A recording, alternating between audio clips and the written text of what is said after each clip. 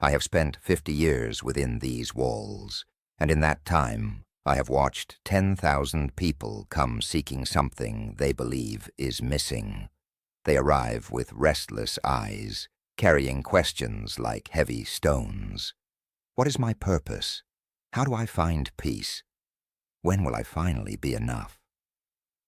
I greet them at the gate, an old man now with hands worn smooth from decades of sweeping the same courtyard, and I see in each face the person I once was. Before I came here, I was a young man in the city, chasing after success the way a dog chases its own tail, spinning faster and faster, never catching anything but exhaustion. I believed that peace would come when I achieved enough, accumulated enough, became enough. I was wrong about nearly everything. There was a moment, years before I arrived here, when I stood in my apartment surrounded by everything I had worked for: new furniture, awards on the wall, a calendar filled with important meetings. I had climbed higher than I had dreamed possible. And yet that night I sat in the center of my expensive room and realized I felt nothing. Not joy, not satisfaction, only a hollow aching, as if I had spent years building a beautiful house and forgotten to include any doors. The things I had chased were not the problem. The chasing itself was the problem. I did not know this yet. I thought I simply needed to chase something different, something more meaningful. So I began seeking spiritual answers, reading books, attending retreats, searching for the one teaching that would finally make everything clear.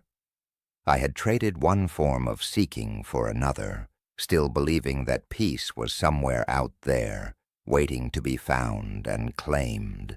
My teacher, when I finally arrived at this monastery, was an ancient man who seemed to do nothing but tend a small garden. I came to him with my carefully prepared questions about enlightenment, about the nature of reality, about how to quiet the mind. He listened patiently, then handed me a broom and told me to sweep the path to the meditation hall. Every morning for 6 months, this was my practice, just sweeping.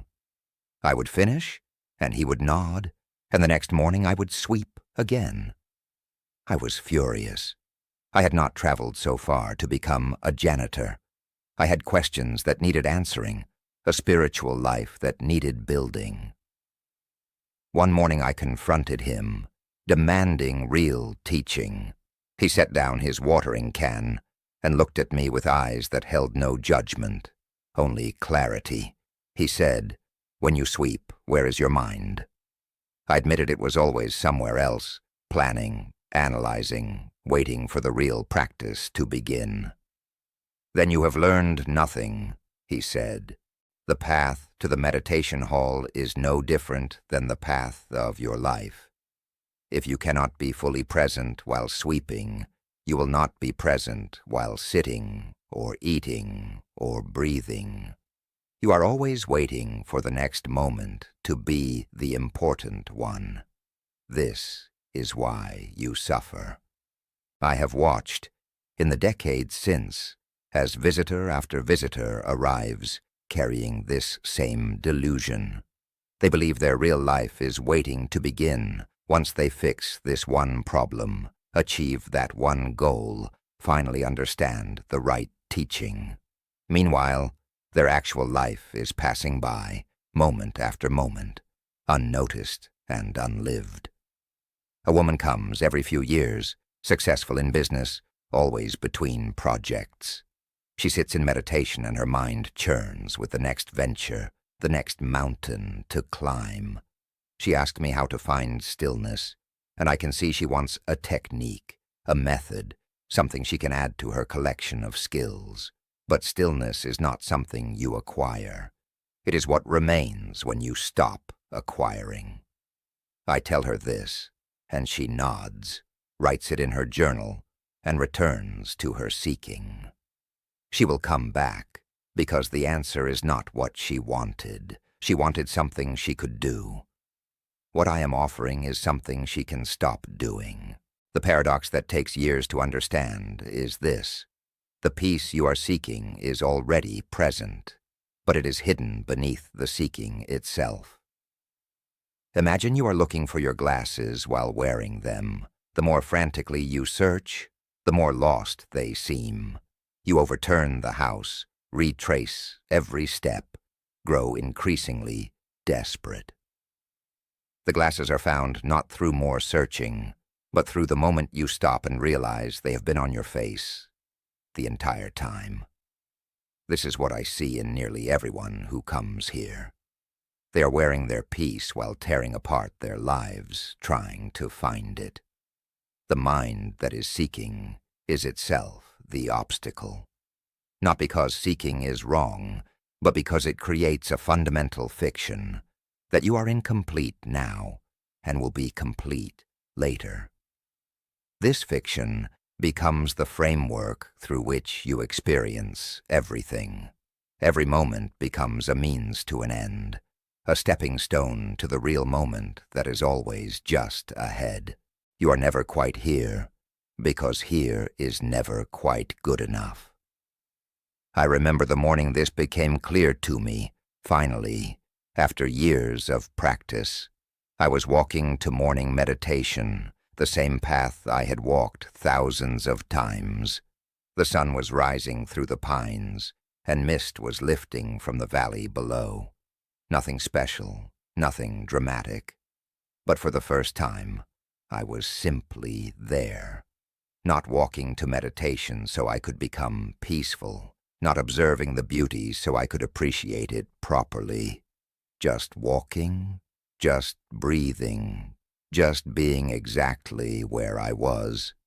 And in that moment I understood that I had been given this simple, alive moment 10,000 times before, and I had missed it every single time because I was busy becoming someone who deserved it. The moment did not change. I changed. Or rather, I stopped changing and was simply present with what had always been true. This is what I offer to those who come seeking, though many cannot hear it yet. You do not need to become anything. You do not need to achieve some special state of consciousness or acquire some piece of wisdom you are missing. You need to stop.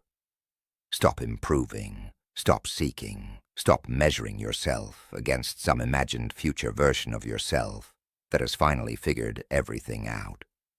That future self does not exist. It never will.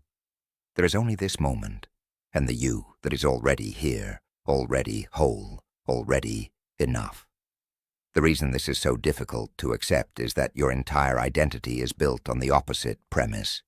You have spent your life becoming successful, becoming good, becoming wise, becoming peaceful. This becoming is the engine that drives you forward, and the thought of stopping it feels like death. Who will you be if you stop trying to become someone? The answer is terrifying and liberating. You will be yourself, without addition or subtraction, without the exhausting work of constant self-construction. A young monk came to our monastery years ago, brilliant and dedicated. He mastered every teaching, memorized every text, sat longer in meditation than anyone else. But there was a tightness in him, a sense that he was gripping his practice like a rope in a storm. One day during work period, he was washing dishes with another monk, a simple man who had never been educated, who would never be considered a great practitioner. The brilliant young monk was scrubbing vigorously, mentally reviewing the teachings, when the simple monk began to laugh. "What is so funny?" the young monk asked, slightly annoyed. "I was just thinking," the simple monk said. "This bowl is already clean, but you keep scrubbing it. Maybe you are hoping to make it more clean than clean." The young monk stopped, hands in the soapy water, and something in him broke open. He had been trying to make himself more enlightened than enlightened, more peaceful than peaceful, more pure than pure. He had turned even his spiritual practice into another project of becoming. This is the trap that catches nearly everyone, including those who should know better. I am not telling you these things because I have transcended all seeking and live in perfect peace. I am 73 years old and still learning to notice when my mind drifts from this moment to some imagined better moment. Still learning to catch myself gripping when I should be receiving. The difference is that now I know what I am doing. I see the pattern as it arises, and sometimes, not always, I can let it go before it carries me away.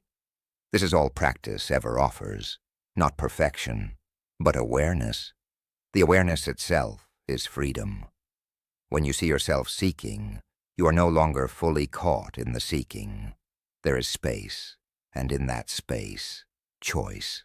What I am asking you to consider is whether the life you are building is the life you are living. Not whether you are building the right life, the best life, the most meaningful life. But whether the endless building is itself what prevents you from inhabiting the life you already have. I have watched people sacrifice decades to some future vision of themselves, and then wake up one day to discover that all those years are gone, traded for a fantasy that never materialized because it was never real to begin with. The good job would lead to the better job, which would lead to security, which would lead to peace. The relationship would deepen, which would lead to marriage, which would lead to fulfillment, which would lead to peace. The spiritual practice would lead to insight, which would lead to awakening, which would lead to peace. But peace is not at the end of the chain. It is here, now, available in this breath, if you are present enough to receive it. I am not suggesting you abandon your work, your relationships, your goals, your practice. I am suggesting you notice what is happening in your mind while you engage with these things. Are you present, or are you leveraging this moment to get to the next one? Are you here, or are you building credit toward some future state of arrival? The moment you notice this, and you will need to notice it 10,000 times because the pattern runs deep, you have the opportunity to stop, to let this moment be enough, to let yourself be enough. Not forever, not as a permanent achievement, just for now, just this breath. This is all practice ever is, returning again and again to the sufficiency of now. The bell will ring soon for evening meditation, the same bell that has rung every evening for 300 years. I will walk to the meditation hall, and I will sit, and my mind will wander, and I will bring it back, and it will wander again. 50 years of practice have not made me perfect. They have made me patient with my imperfection. They have taught me that the wandering is not the problem. The problem is believing that when I finally stop wandering, my real life will begin. My real life is the wandering and the returning, the forgetting and the remembering, the falling away and the coming back. All of it. I invite you to consider this for yourself, not to believe it because I say it, but to look directly at your own experience. When was the last time you were fully present, not waiting for anything, not becoming anything, simply here? And what would it mean to live your entire life from that place of presence? This is what I have spent 50 years exploring, and I am still learning. But I can tell you this, the moment you stop seeking peace in the future, you will discover it was waiting here all along, patient and quiet, like a friend you forgot you had,